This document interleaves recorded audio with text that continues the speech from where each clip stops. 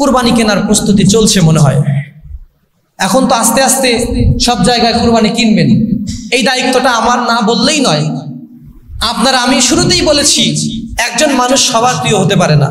আমি যে আপনাদের সবার কাছে পছন্দের পাত্র এমনটা না। আমি আপনাদের অনেকের কাছে খারাপও হতে পারি, তবুও আমার বিশ্বাস আপনারা সবাই আমাকে ভালোবাসেন, যেটা আমার ধারণা। এখন দুই একজন এমন থাকতে পারেন যারা ভালোবাসেন না।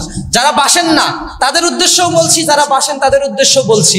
কারণ আপনার শত্রু, যদি আপনি গর্তে পড়ে যাচ্ছেন, আপনার শত্রু যদি আপনাকে হাত ধরে ওই গর্তে থেকে ফিরায় দেয়, তাহলে আপনি শত্রুর প্রতি কি রাগ করবেন? সে তো আপনাকে বিপদ থেকে বাঁচাইছে, সে তো আপনার কোনো ক্ষতি করে নাই, অন্যায় করে নাই।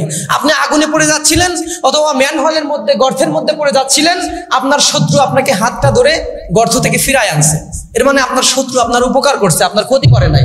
তো এরকম যদিও দুই একজন আমাকে ভালো নাও বাসতে পারেন, এরকম যদি কেউ থাকেন, আমার বিশ্বাস এরকম মানুষ এই মসজিদে, এই অত্র অঞ্চলে নাই। যদিও থাকেন, তাদের উদ্দেশ্য বলছি, আমি আপনাদের বাঁচানোর জন্য বলছি, কুরবানি কিনবেন হালাল টাকা দিয়ে। কিন্তু সবচেয়ে বড় যে ভুলটা আমরা করছি, বেনামাজির সাথে কুরবানি দেওয়া যাবে না।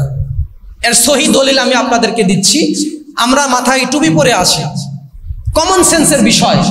এখানে কোনো মুফতি হতে হবে না আপনাকে। আপনার বিবেকের কাছে আমি ফয়সালা ছেড়ে দেব। আপনি আপনার বিবেক দিয়ে রায় দিবেন যে আসলে বেনামাজির সাথে কুরবানি হবে কিনা। আপনি আপনার বিবেক থেকে রায় দিবেন, আমি আপনার কাছে সিদ্ধান্ত দেব। এমন যদি এখানে কেউ আসে যার সারা শরীরে কোনো কাপড় চোপড় নাই, উলঙ্গ, ল্যাংটা, কিন্তু মাথায় টুপি দিয়ে আছে, আপনারা তাকে কি বলবেন? জোরে বলেন না, কি বলবেন? পাগল বলবেন? এর চেয়ে ভালো কিছু তো সে আশা করতে পারে না। কারণ তার ঢাকার কথা ছিল কি আগে? ইজ্জত।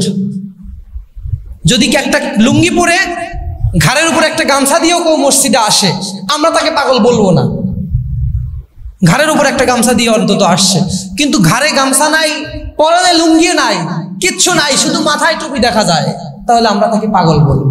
এটা অত্যন্ত মোস্ট আনসাইন্টিফিক, একদম বেমানান।